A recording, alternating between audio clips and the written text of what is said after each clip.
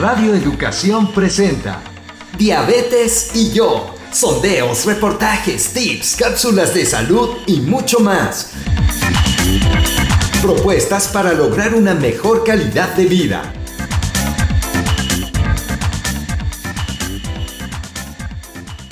El papel del metabolismo en la epidemia del COVID-19. Amigas, amigos, bienvenidos a una emisión más de este programa Diabetes y yo, propuestas que pueden mejorar nuestra calidad de vida. Nos da mucho gusto saludarles, Gisela Ayala y una servidora, María Eugenia Pulido. ¿Cómo estás, Gisela? Muy buenas tardes. Muy bien, Maru, pues como siempre una cita semanal para hablar de salud y sobre todo en estos momentos en los que requerimos estar informados, pero bien informados, con fuentes científicas y bien sustentadas, Maru. Bueno, ¿qué te parece si antes de que presentes, vamos a tener una entrevista muy interesante seguramente, antes de que presentes a nuestro invitado, invitamos a que escuchen esta cápsula de ¿qué es el metabolismo? Acompáñenme.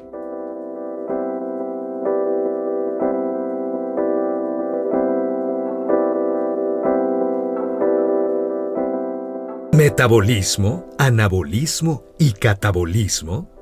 Quizá ha escuchado estas palabras, que tienen que ver con la manera en que nuestro cuerpo obtiene y utiliza la energía para sobrevivir. Cuando comemos, el metabolismo transforma los alimentos en el combustible que necesitamos para todo lo que hacemos, desde movernos hasta pensar o crecer. Existen proteínas específicas del cuerpo que controlan las reacciones químicas del metabolismo, y todas esas reacciones químicas están coordinadas con otras funciones corporales. El metabolismo es un proceso constante que empieza en el momento de la concepción y termina cuando morimos. El metabolismo es una especie de malabarismo en el que intervienen simultáneamente dos tipos de actividades, una de creación y otra de destrucción. El anabolismo es el metabolismo que construye. Se encarga de la fabricación de tejidos corporales y de la creación de reservas de energía. El catabolismo, por su parte, es el metabolismo que destruye. Se encarga de la descomposición de tejidos corporales y de reservas para obtener la energía que será el combustible necesario para las funciones corporales. Como acaba de escuchar, el metabolismo va mucho más allá de subir o bajar de peso. Quédese con nosotros en esta emisión, porque hablaremos del metabolismo y su papel en esta epidemia de COVID-19.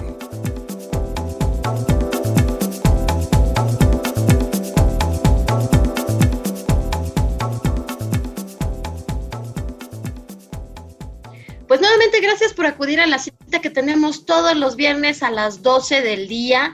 Hoy, como Maru lo indicaba, vamos a hablar de metabolismo y su rol en esta época de pandemia. Damos la bienvenida al doctor Eduardo Márquez. Él es médico egresado de la Universidad de Guadalajara, con especialidad en endocrinología y nutrición por la misma institución. Actualmente el doctor Márquez es director del Instituto Jalisciense del Metabolismo.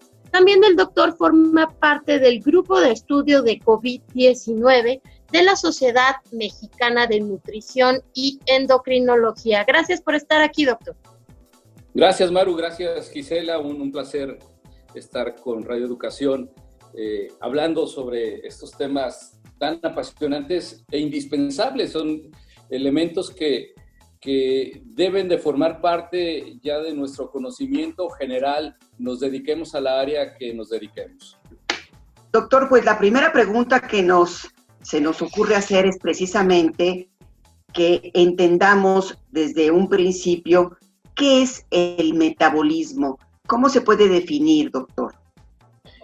De manera muy simple, tratando de irnos a los elementos más básicos, no es más que la relación, el lenguaje, el intercambio que tiene la célula con el resto del cuerpo para tratar de mantener el equilibrio de todas las funciones del desarrollo e incluso de la vida propia del organismo.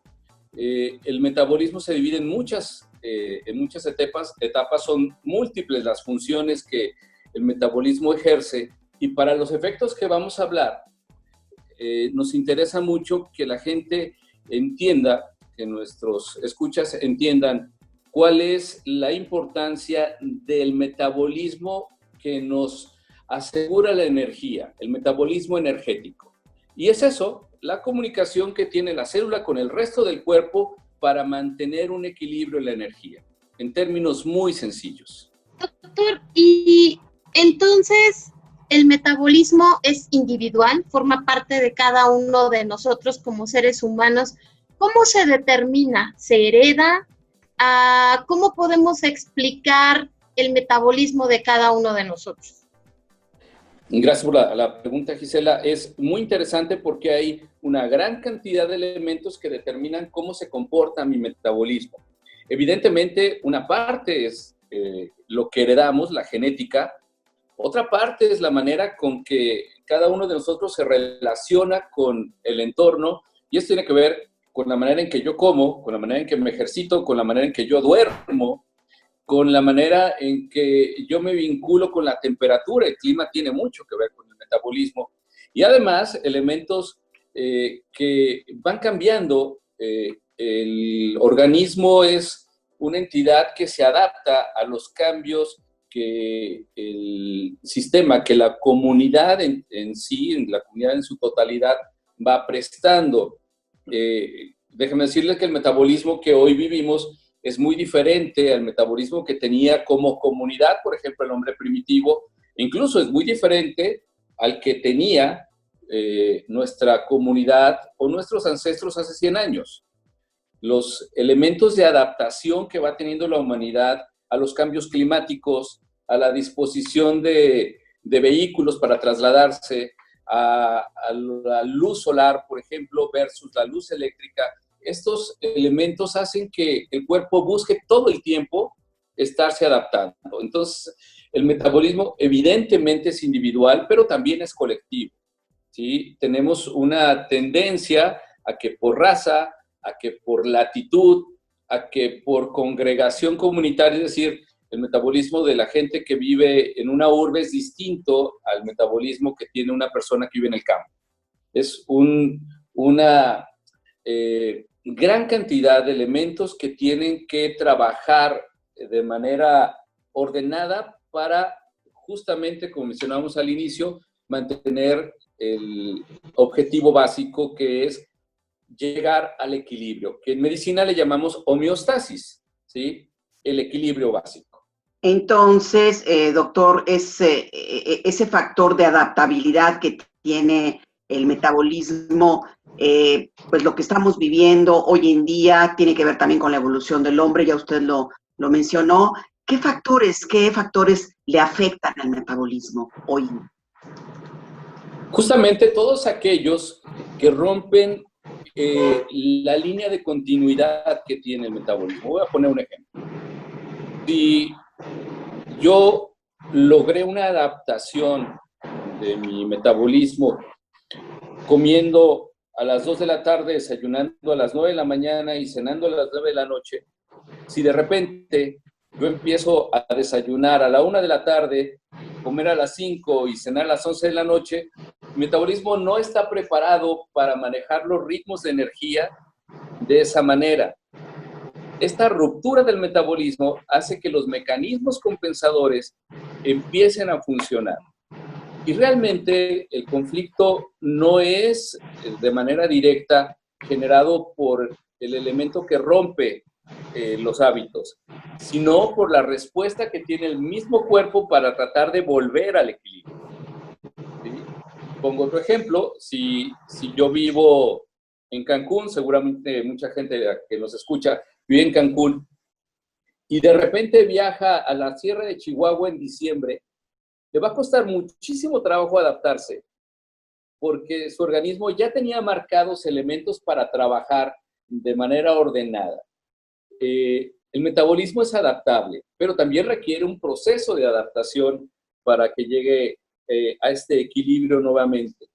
Todos estos disruptores del metabolismo, que, insisto, puede ser comida, horarios, ejercicio, niveles de glucosa, fiebre en este caso, la afección dada por un virus, rompe esa capacidad de equilibrio. Y en la búsqueda de mantener nuevamente en los niveles ya generados de adaptación, es donde se empieza a formar lo que hoy conocemos como proceso de progresión de enfermedad. Doctor, ¿y hay otros factores en esta larga lista que usted nos ha dicho? Hay unos en los que nosotros no tenemos conscientemente nada que ver, como la edad. ¿La edad también afecta nuestro metabolismo? Atreviéndome a decir de antemano que sí. Doctor, ¿qué opina al respecto? Sí, totalmente, sí. Es evidente que la respuesta que tenemos para lograr ese punto de equilibrio, nuevamente esa homeostasis de la que hablamos hace un rato, es menor conforme vamos envejeciendo. Mucha gente le atribuye a la velocidad del metabolismo la mayoría de sus padecimientos. Es muy común que la gente diga, es que yo tengo un metabolismo lento, por eso subo de peso. La velocidad del metabolismo es un elemento importante, pero no es el elemento fundamental, no es el elemento nodal. Es más bien la eficacia que tenemos para lograr este equilibrio lo que puede mantenernos sanos o perpetuar la enfermedad. Pero entonces, doctor, esto es muy interesante. El metabolismo de un niño es muy distinto al metabolismo de un adolescente, de un joven y de un adulto mayor. ¿Cómo va cambiando? ¿Qué factores son, además de la edad? Eso nos acerca un poquito también a las defensas, ¿no? Que podemos tener en nuestras diferentes etapas de la vida, ¿o estoy un poco mal en esto? Sí, el metabolismo también implica la capacidad inmunológica que tenemos de respuesta ante fenómenos de agresión. Ajá. Vamos a poner, evidentemente, y creo que no vamos a soltar este ejemplo, la enfermedad por el SARS-CoV, la COVID. ¿Qué ocurre? Una persona, voy a poner primero esta variable, la edad. Una persona joven va a responder mucho más rápido, sobre todo si está limpia de alguna otra alteración, va a responder mucho más rápido a una infección viral de este tipo y va a necesitar menos elementos de recuperación. Voy a poner en esta misma línea de ejemplo lo que ocurre con la COVID. Hay que recordar que todas las infecciones virales, todas las infecciones bacterianas, cualquier infección requiere mecanismos de respuesta que se van dando por etapas. Uno de los primeros mecanismos de respuesta ante la infección, es la inflamación. El cuerpo se inflama para tratar de detener el avance de un virus en este caso. Una persona joven sin ninguna comorbilidad, sin ninguna enfermedad que conviva de manera crónica en su vida, va a responder de manera limpia, produciendo una inflamación de corto plazo, deteniendo el virus. Sin embargo, una persona que, por ejemplo, aunque sea joven, si vive con obesidad, va a tener una respuesta distinta y magnificada. De esto podemos hablar adelante. Acaba de darme la pauta, doctor, bueno, sí, porque a los adultos mayores, pues sí, ya casi es una sentencia el hecho de que, bueno, pues somos más susceptibles a tener complicaciones si, pues, adquirimos esta enfermedad del COVID-19. Pero, ¿qué sucede con las comorbilidades? Porque puede ser una persona joven, un joven que tiene menos de 40 años y sin embargo vive con obesidad, ya quizá tenga diabetes tipo 2, pues muchos otros factores que no son, que se convierte en una persona menos sana que un adulto mayor que sea de 60 años, que a lo mejor vive más sanamente y está más sano. Doctor. Completamente, sí, completamente de acuerdo. ¿Qué ocurre? Vuelvo al punto de la homeostasis, del equilibrio. Cuando yo tengo, y voy a poner el ejemplo de la diabetes, cuando yo tengo diabetes hay que recordar que las personas que viven con diabetes, incluso en el mejor de los casos, están variando su glucosa, tiene una variabilidad de glucosa evidentemente relacionada con mi tratamiento, con mi dieta, con los factores de estrés, con infecciones, y la glucosa va cambiando. En cada elevación de glucosa, el cuerpo tiene la obligación de regresarla al punto de equilibrio, a la euglucemia, como la conocemos. En cada baja de glucosa, en cada hipoglucemia, el cuerpo tiene la obligación de regresarla al punto de equilibrio. Estos mecanismos, ¿sí?, inmediatos que se dan ante las variaciones de glucosa, que ya lo sabemos, seguramente en este programa lo han mencionado mucho, depende de una cantidad de hormonas muy importantes, glucagón, cortisol, hormona de crecimiento, respuestas de insulina, etc. Cada una de estas respuestas está marcada por la solución que encuentra el metabolismo para comunicarse con las hormonas. Para lograr esta solución, el cuerpo necesita inflamarse. De tal suerte que cada que baja la glucosa o cada que sube la glucosa, las células se inflaman para poder producir estas respuestas compensatorias. Una persona que vive con obesidad, una persona que vive con hipertensión o una persona que vive con diabetes está permanentemente con inflamación celular, ¿sí?, en búsqueda del equilibrio. Cuando llega una infección, y hoy sabemos que este coronavirus es extraordinariamente sensible para generar inflamación, se junta una inflamación aguda más una inflamación crónica. Esta guerra de inflamaciones, hoy sabemos que el punto más crítico de esta enfermedad se llama tormenta de citoquinas o tormenta de inflamación. Las citoquinas son estas sustancias intermediarias entre la célula y el resto del cuerpo que producen inflamación para que el cuerpo responda ante la agresión. Es por eso que hay una respuesta inflamatoria que promueve secreción de insulina, que promueve secreción de cortisol, que promueve inflamación, que hace que el corazón lata más rápido, que aumente la presión, ¿sí?, que aumente la temperatura, que trate de bajar la temperatura produciendo más salida de líquidos y genera deshidratación. Es lo que al final del día hace que las personas que tienen COVID más una comorbilidad puedan llegar a las etapas graves, ¿sí?, de la misma. No solamente es la neumonía. Hoy nos preocupa más, sobre todo en México, estas rutas que tiene la COVID a través de la pérdida del equilibrio del metabolismo, produciendo inflamación sobre inflamación, la tormenta inflamatoria. Por eso una persona de 65 años, 70 años, que no tiene obesidad, no tiene diabetes, no tiene hipertensión, es muy probable que tenga un mejor curso de enfermedad que un joven de 40 o de 35 años con obesidad e hipertensión. ¿Sí? Nuevamente, el entorno se vuelve más propicio para un virus como este.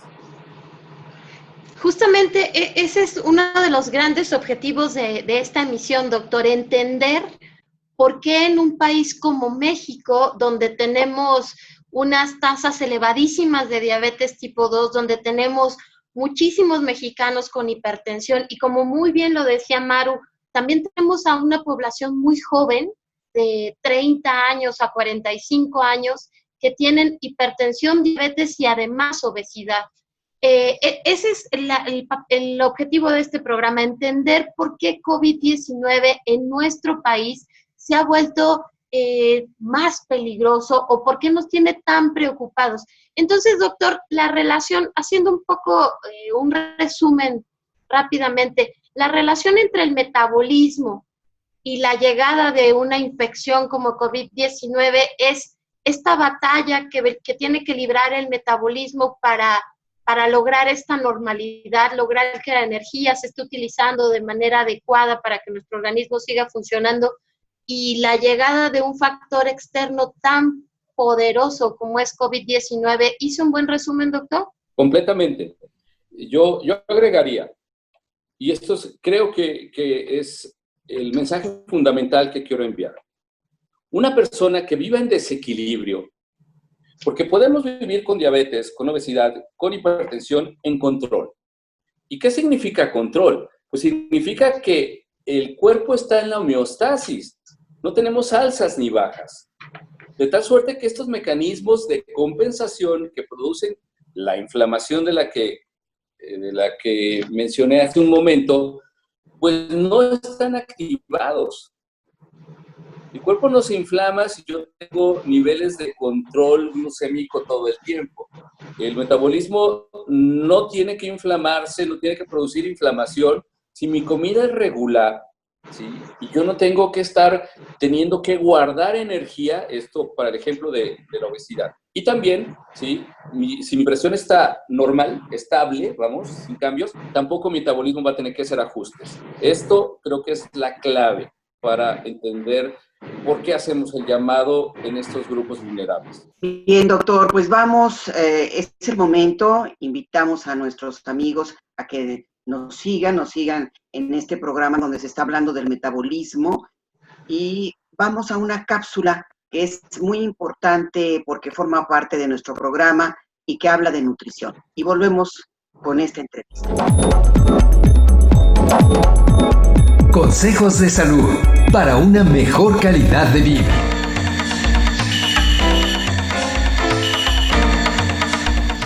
Hola, ¿cómo estás? Mi nombre es Mónica Hurtado, la nutrióloga, y en esta ocasión vamos a escuchar una cápsula sobre el índice glucémico de los alimentos. ¿Has escuchado esta palabra? Seguramente sí. Bueno, pues el índice glucémico de los alimentos mide en qué medida los alimentos que contienen hidratos de carbono elevan la glucosa en sangre. Es decir, esta capacidad que tienen los alimentos al momento de consumirlos, incrementarte tu glucosa. Los alimentos se clasifican con base a cómo se comparan a algunos alimentos de referencia, ya sea la glucosa, el azúcar o el pan blanco.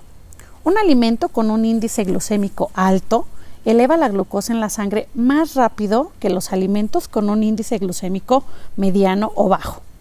La planificación de las comidas que consideran el índice glucémico requiere escoger alimentos que tienen un índice glucémico bajo o mediano, y si se comen estos alimentos en combinación, pues se tiene que ver cuál es la reacción en la elevación de glucosa en la sangre. Si se comen alimentos con índice glucémico alto, se pueden combinar con obviamente algunos alimentos de índice glucémico bajo para ayudar a equilibrar la comida. Por ejemplo, hay algunos alimentos que tienen índice glucémico bajo, como son todas las leguminosas, frijoles, habas, lentejas, garbanzos. Los vegetales en general tienen un índice glucémico bajo, siempre y cuando sean crudos. Si los hierves o tiendes a cocerlos, el índice glucémico eleva. También la mayoría de las frutas tienen un índice glucémico bajo. Recordemos que las frutas y las verduras a mayor madurez van a incrementar su dulzor, la cantidad de azúcar que van a tener. Por eso escuchas que la recomendación es que la fruta y la verdura se consuman poca madura. Muchos panes y cereales de grano integral tienen un índice glucémico bajo, aquellos que se recomiendan que se consuman de manera integral. Las carnes y las grasas no tienen índice glucémico porque no contienen hidratos de carbono de manera natural. ¿Pero qué afecta el índice glucémico de un alimento? Bueno, pues la fibra, la grasa, tiende a reducir el índice glucémico del alimento. Como regla general, mientras más cocido o elaborado esté un alimento, como te comentaba, más alto va a ser su índice glucémico. Sin embargo, esta regla no siempre se aplica. ¿Por qué? Pues porque no comemos el producto o el alimento de manera aislada. Regularmente, pues los comemos combinados. Y al combinar los alimentos, muchas veces ya no nos sirve como referencia el índice glucémico. Ahora bien, hay algunos ejemplos específicos, ¿no?, de algunos factores que pueden afectar este índice glucémico, como lo es la madurez y el tiempo de almacenado. Mientras más madura es una fruta y un vegetal, más alto es su índice glucémico. La elaboración, por ejemplo, hay algunos jugos que tienden a incrementar su índice glucémico comparado con la fruta que la mordemos, ¿no?, que la comemos entera. Por eso, nuevamente, la recomendación es que las frutas se coman, se muerdan y no se beban, porque pues ya en el jugo ya le quitamos la fibra, que eso nos podría ayudar a mantener un índice glucémico bajo o mediano. Y también el método de preparación, es decir, el tiempo que se ha cocinado los alimentos. Por ejemplo, los fideos, la pasta al dente, ¿no? Si la dejamos durita, tiene un índice glucémico más bajo que los que están bien cocidos. Por eso, como recomendación, es que la pasta y el arroz pues quede al dente, quede durito, para que obviamente también su índice glucémico se mantenga bajo. Y también hay algunas variedades que van a influir a que el índice glucémico sea alto o bajo. Por ejemplo, el arroz blanco instantáneo de grano largo, ¿no? Que así lo encontramos en el mercado, tiene un índice glucémico más bajo que el arroz integral. Pero el arroz blanco de grano corto tiene un índice glucémico más alto que el arroz integral. Entonces, es importante que conozcamos cuál es el índice glucémico de los alimentos, ya que esto nos va a ayudar a tener un mejor control de nuestras glucosas en sangre y también ir conociendo qué alimentos nos caen mejor. Por mi parte es todo. Yo soy Mónica Hurtado, la nutrióloga de Quiero Saber Salud, y nos escuchamos en otra cápsula.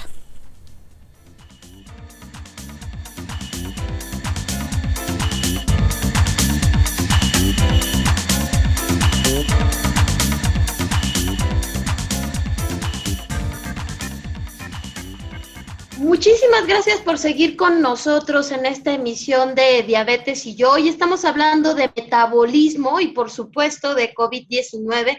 Nos acompaña esta tarde un especialista en el tema. Se trata del endocrinólogo Eduardo Márquez, de la ciudad de Guadalajara, Jalisco, quien también forma parte del grupo de estudio de COVID-19 de la Sociedad Mexicana de Nutrición y Endocrinología. En el bloque anterior empezamos a hablar ya de la importancia del metabolismo en esta época de pandemia, que es lo que muestran las investigaciones, pero algo muy importante, doctor. Entonces estamos hablando de un destino fatal porque ya tenemos diabetes, ya tenemos hipertensión y ya tenemos más años de los que aparentamos. Ahí, ¿qué recomendaciones podrías darle a nuestros radioescuchas, doctor? ¿Qué hacemos para que si me contagio no me agrave? Y muchísimas gracias, Gisela, por esta pregunta que es fundamental. Sí, como tú lo dices, pareciera ser que es fatalista decir, bueno, a mí cuando me avisaron que existía la COVID, bueno, pues yo ya no puedo hacer nada porque tengo obesidad, tengo hipertensión, tengo diabetes, entonces probablemente me va a ir mal y yo ya no puedo quitarme esto. ¿Qué pasa conmigo? Bueno, creo que este es el punto clave y todo esta charla está justificada por este mensaje. Hablábamos de la importancia del metabolismo en el equilibrio y cómo cuando salimos del desequilibrio, de este equilibrio, cuando generamos desequilibrio de la homeostasis, voy a repetir este término, se genera la inflamación. Entonces, ¿qué ocurre si yo no me salgo del desequilibrio? Pues no hay inflamación. Y si no hay inflamación, no tengo más riesgo que el resto de la población. De tal suerte que mi mayor defensa, evidentemente después del quédate en casa, de la sana distancia, del lavado de manos, del uso de cubrebocas hoy, es mantener mis niveles en metas. La hemoglobina glucosilada, de la que aquí se habla mucho, la glucosa en ayuno, la glucosa postprandial, el tiempo en rango, del cual también aquí en este espacio han hablado mucho, no tener variabilidad glucémica, que la presión esté en los rangos que su médico generó y el hacer la dieta, ¿sí? El seguir la dieta que le marcó su médico. En este momento, nuestro foco no está en cuánto baje de peso.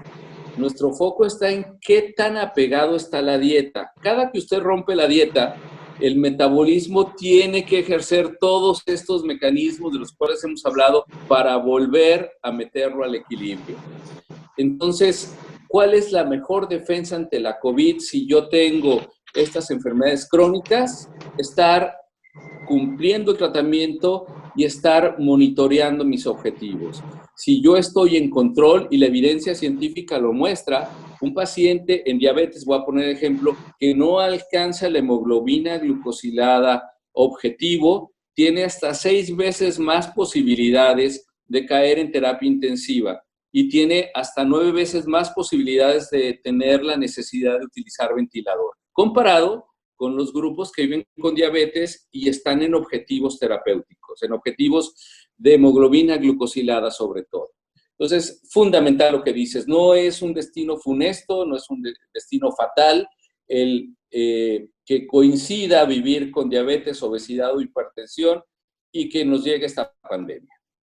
Doctor, mi siguiente pregunta, entonces, la diabetes, el hipotiroidismo, son enfermedades que tienen que ver con las glándulas, tienen que ver con las hormonas. Son entonces enfermedades que tienen que ver con el metabolismo, o sea, enfermedades metabólicas. Completamente, sí. Toda la endocrinología, todas las hormonas, todo el funcionamiento glandular está vinculado con el metabolismo. Insistir, ¿qué es el metabolismo? No es nada más que el diálogo que tiene la célula con el resto del cuerpo para mantener el equilibrio. El metabolismo se divide en 2 etapas. El anabolismo, que es todo lo que el cuerpo realiza, todo lo que el organismo realiza para guardar. Y el catabolismo, ¿sí?, que es todo lo que el cuerpo utiliza para gastar, ¿sí? En el equilibrio de lo que gasto y lo que guardo se encuentra, y reitero el concepto, la homeostasis. Cada que entramos en anabolismo exagerado o en catabolismo, es decir, cada que guardo más o gasto más, esta serie de reacciones del organismo para buscar el equilibrio son las que provocan daño. Entonces, entre más tengamos equilibrio, entre más mantengamos un hábito medido, un hábito supervisado de dieta, de ejercicio, de sueño, de medicaciones, estos elementos que ejercen para buscar el equilibrio daño van a ser menores. Sí, la endocrinología per se es una ciencia que está basada en el metabolismo. Doctor, acércate un poquito más al micrófono, porfa, y cuéntanos algo. En términos sencillos, entonces, la obesidad, cuando se ha roto este equilibrio entre lo que comemos y lo que gastamos, y entonces estamos almacenando, entonces la obesidad es por esto que nos acabas de explicar muy claramente, es que se habla que se trata de un proceso de inflamación permanente. Sí, hay que recordar, una de las funciones básicas del metabolismo es que haya energía en todo el cuerpo.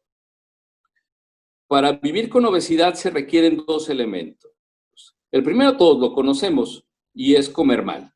Ni siquiera mucho, sino mal. Pero, sí, el segundo requerimiento básico para vivir con obesidad es tener una falla en el metabolismo. Por eso es tan compleja, porque no existe una falla metabólica. Existen múltiples fallas metabólicas. Hay muchas obesidades. En México, por cuestión de genes, la falla metabólica más común que deviene en obesidad es la resistencia a la insulina. En México tenemos, por herencia de nuestros ancestros, problemas para metabolizar los azúcares, las harinas, los carbohidratos.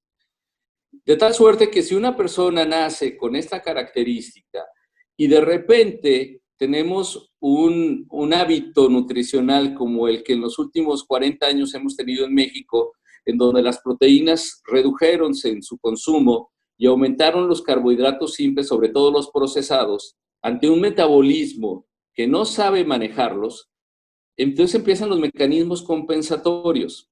Seguramente se ha hablado aquí mucho de la insulina, que es la hormona que en términos muy simples saca la glucosa de la sangre y la lleva a la célula que lo requiere. Las personas con resistencia a la insulina tienen problemas para esta labor y requieren más insulina de la planeada para poder transportar e introducir la glucosa en la célula. Si yo como más carbohidratos de lo que manejo, la insulina va a dispararse y el cuerpo va a leer que hay mucha insulina y ya sabe que va a sacar más glucosa de la habitual. Eso es lo que el cuerpo lee. Se prepara. ¿Y cómo se prepara? Bueno, se prepara guardando grasa para que cuando baje la glucosa tenga de dónde obtener energía. De tal suerte que para que el cuerpo guarde grasa, mejor dicho, se necesita una gran cantidad de disparos de señales del metabolismo y que a través de las hormonas, ustedes los conocen muy bien, del glucagón, de la insulina, de la hormona de crecimiento, del cortisol, trata el cuerpo de volver a tener equilibrio, ¿sí? En este juego de consumo de carbohidratos, lo vuelvo a meter en la glucosa, vuelvo a comer carbohidratos, me vuelvo a bajar la glucosa, vuelvo a disparar hormonas, hay inflamación sobre inflamación sobre inflamación, ¿sí? Es por eso que hoy hacemos un llamado para que las personas que viven con obesidad, sobre todo en México, que insisto, prevalece la resistencia a la insulina con el factor más importante generador de esta epidemia de obesidad, lleven su dieta en orden, hagan su dieta de manera puntual para que estas compensaciones que el cuerpo hace para guardar grasa no se gesten. ¿Qué sucede? ¿Qué sucede con el metabolismo si cualquier persona, no yo toco madera, pero cualquier persona se enferma de COVID-19? ¿Qué sucede con el metabolismo? Bueno, es una gran pregunta esta, Maru. ¿Qué ocurre? Si yo vivo con cualquiera de estas entidades, e insisto, ya había una inflamación persistente tratando de equilibrar el metabolismo, la COVID trabaja generando inflamación como cualquier virus, pero además ocurre una particularidad y voy a tratar de ser lo más simple posible. Para que este virus, el SARS-CoV-2, entre a la célula, necesita una puerta. Esta puerta es un receptor, así se llama, que es un receptor que en personas con obesidad, diabetes e hipertensión prolifera. Es un receptor, se llama receptor de la ECA, ¿sí? De tal suerte que las personas que viven con estas entidades tienen muchos receptores y el virus primero penetra más fácil y segundo va a encontrarse con un ambiente en la célula ya inflamado. ¿Y qué ocurre? Si yo para subir la glucosa necesito que se disparen, por ejemplo, estas hormonas, el glucagón o el cortisol, se van a disparar más, ¿sí? La glucosa va a subir la presión, va a subir la temperatura, se va a deshidratar. Lo mismo que ocurre una persona con diabetes descontrolada, pero potenciado. Y hoy sabemos, por ejemplo, que una persona que vive con obesidad puede iniciar con diabetes durante una infección por COVID, porque es el mismo mecanismo, pero potenciado. Una persona que vive con diabetes, sabemos, lo se ha mencionado seguro mucho en este programa, puede con mayor facilidad infartarse, daño renal, ¿sí? O tener accidentes cerebrovasculares. Pues lo mismo ocurre con la COVID, pero en vez de que ocurra en un periodo de años, ocurre en días. Este daño al corazón, este daño al riñón, este daño al cerebro puede ocurrir en días. Sabemos que en la diabetes tipo 1 de las complicaciones mayores es la cetoacidosis. Bueno, la COVID daña al páncreas y puede producir que la célula que produce insulina, la célula beta, se destruya. Entonces, una persona que vive con diabetes tipo 2 durante una infección grave por COVID puede tener cetoacidosis, aún teniendo diabetes tipo 2. O una persona que vivía sin diabetes puede tener daño en la célula beta y producir como debut, así como las personas que viven con diabetes tipo 1, un debut por cetoacidosis. Entonces, es como el mismo proceso que viven en diabetes o en hipertensión, ¿sí? Pero de manera aguda. Recordar que la cetoacidosis es una complicación que se da sobre todo en pacientes que viven con diabetes tipo 1, cuando hay un descontrol de glucosa muy importante y hay una deficiencia de insulina para compensarla. Se producen niveles muy grandes, muy altos de glucosa, con deshidratación severa, con dificultad e insuficiencia respiratoria y además una capacidad para acidificar el cuerpo de manera muy importante que puede poner en riesgo la vida. Es muy aguda, en diabetes tipo 1, y se soluciona con una atención temprana, muy afortunadamente es muy raro que alguien a estas alturas de la vida tenga complicaciones fatales por diabetes tipo 1 y cetoacidosis, y se soluciona habitualmente con hidratación e insulina cuando se maneja a tiempo. Sin embargo, en la COVID, con descontrol sumado a los otros descontroles, porque no ocurre solamente en el área de la glucosa, sino ocurre también en el daño del corazón, en la afección pulmonar, en la afección renal, es muy difícil porque esto se convierte en lo que llamamos ahora falla multiorgánica, ¿sí? Pero yo no quisiera dejar el mensaje de las vías funestas de la COVID, sino dejar el mensaje de que las personas que viven con cualquiera de estas comorbilidades pueden disminuir e incluso evitar esta progresión manteniendo su control glucémico, de presión, su dieta, ¿sí? Y evidentemente los mecanismos para no contagiarse. Creo que el mensaje fundamental es ese. No tenemos por qué llegar a estos puntos tan cruentos si mantenemos el control de nuestras comorbilidades.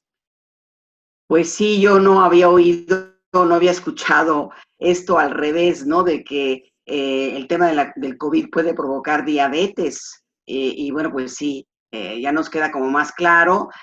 Doctor, invitamos a nuestros amigos a que nos sigan en este programa previamente grabado y pues se utilizan una serie de términos que a veces no son familiares para nosotros que no somos médicos, pero por eso tenemos una muy bonita sección, ¿verdad, Gisela? Que es un glosario. Vamos a escuchar este glosario. Glosario. Consejos de salud para una mejor calidad de vida. Metabolismo. Es un conjunto de reacciones químicas que tienen lugar en las células del cuerpo. Anabolismo. Es la base del crecimiento de nuevas células, el mantenimiento de los tejidos corporales y la creación de reservas de energía para uso futuro. Catabolismo. Es el proceso mediante el cual se produce la energía necesaria para todas las actividades. Homeostasis. Es el estado de equilibrio entre todos los sistemas del cuerpo, que son necesarios para sobrevivir y funcionar correctamente. Citocinas o citoquinas son sustancias intermediarias de las reacciones del cuerpo. Una de sus funciones es estimular la inflamación de las células del cuerpo. Cuando se presenta una infección, el organismo responde con inflamación, justo a través de algunas citocinas. A esto último se le conoce como tormenta de citocinas. Es una reacción del organismo para protegerse de las lesiones, las enfermedades o la irritación de los tejidos. Cetoacidosis, estado de desequilibrio del organismo que ocurre cuando el cuerpo no cuenta con insulina y empieza a descomponer la grasa demasiado rápido. El hígado convierte la grasa en un impulsor llamado cetona, que hace que la sangre se vuelva ácida.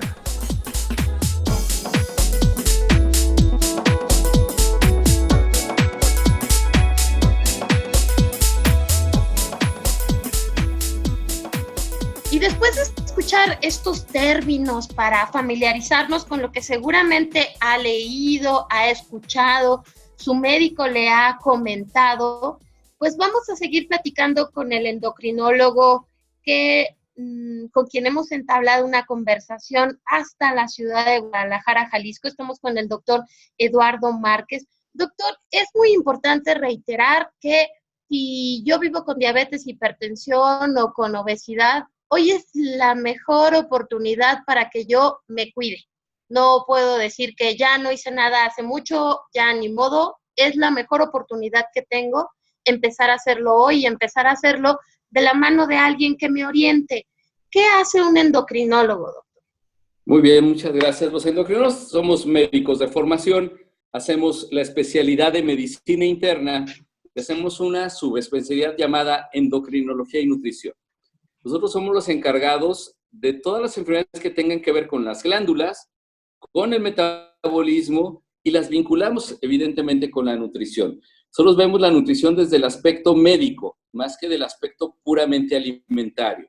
Tratamos de buscar esta relación. De tal suerte que somos los encargados de ver los casos vinculados con problemas de la tiroides, problemas de los ovarios, del testículo, del crecimiento, del hueso, del colesterol, de los triglicéridos, evidentemente la obesidad y sobre todo, bueno, en este país y más que ningún otro, la epidemia de diabetes, ¿sí? Todas las enfermedades que tengan que ver con glándulas endocrinas, porque luego hay otro tipo de glándulas que quizá en otro programa hablaremos, como las sudoríparas, que no son endocrinas, que esos son materia del dermatólogo, pero todo lo que tenga que ver con metabolismo, hormonas y nutrición desde el punto de vista médico, el endocrinólogo es quien lo tramita.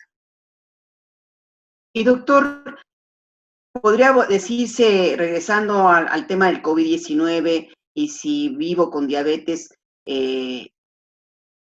hay que tener mucho cuidado, pero no es fatal esto, sino que puedo también encargarme mucho más que antes del cuidado de mi diabetes, de tener todo en control, precisamente si estamos viviendo esta etapa tan difícil del COVID-19. Hoy puede ser un tiempo para empezar a cuidarme. Sí, algunos mensajes finales y fundamentales. Lo primero que tengo que hacer en esta pandemia es monitorearme. Si yo vivo con diabetes, hipertensión u obesidad, bueno, tengo que saber dónde estoy parado. Si no sé cuáles son mis niveles, es la mejor oportunidad. Y una vez que tengo esta evaluación, comunicarme con mi médico. La reclusión, el confinamiento es la mejor oportunidad para crear nuevos hábitos. Ahí yo tengo en control absolutamente todo, mi horario, mi despensa, mi glucómetro, mis medicamentos, no hay ningún factor externo que me mueva.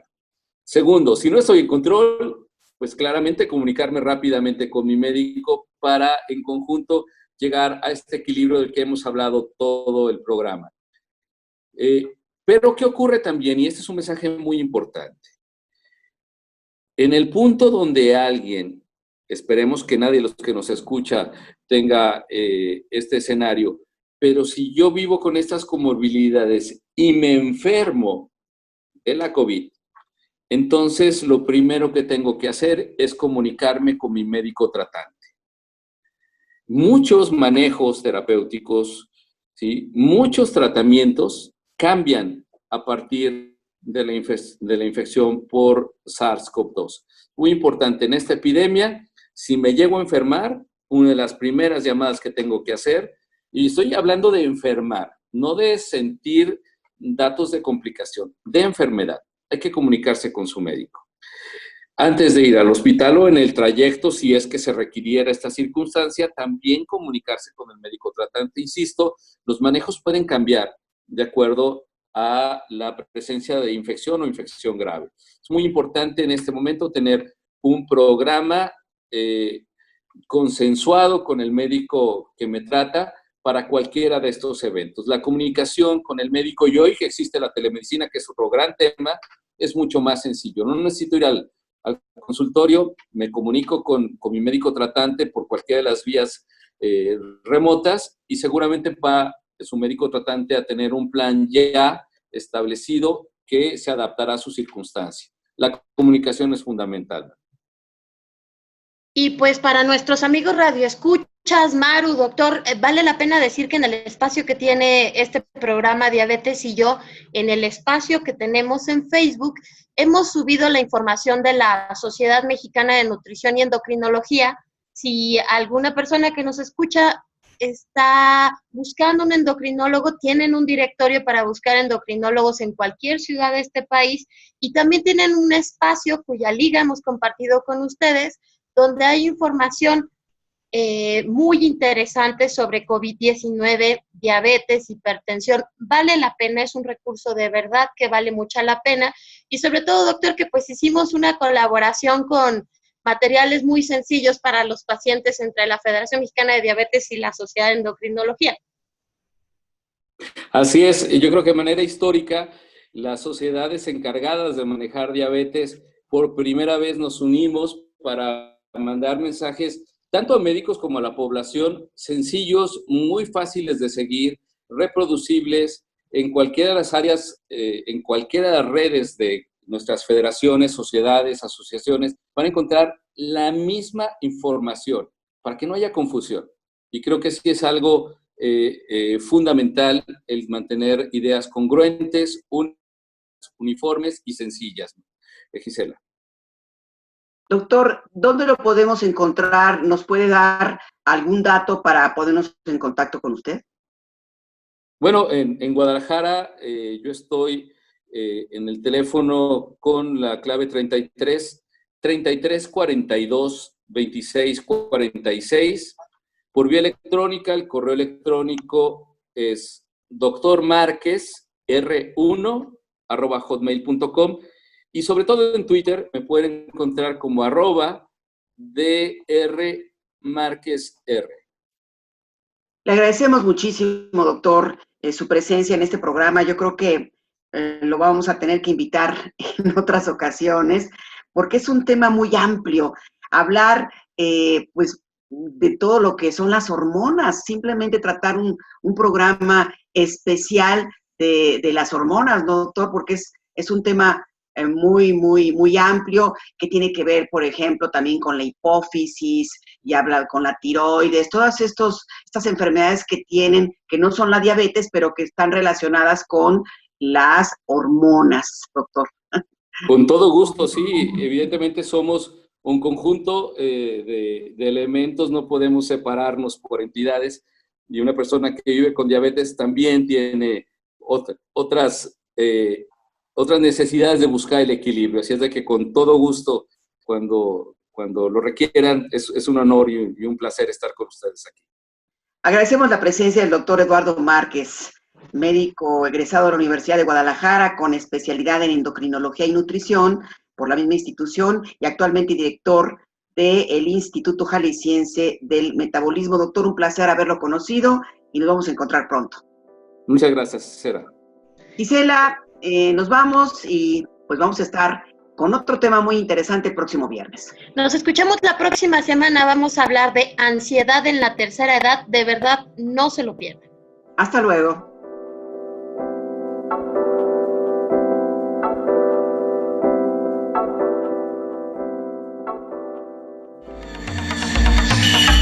Radio Educación presentó Diabetes y yo. Sondeos, reportajes, tips, cápsulas de salud y mucho más. Propuestas para lograr una mejor calidad de vida.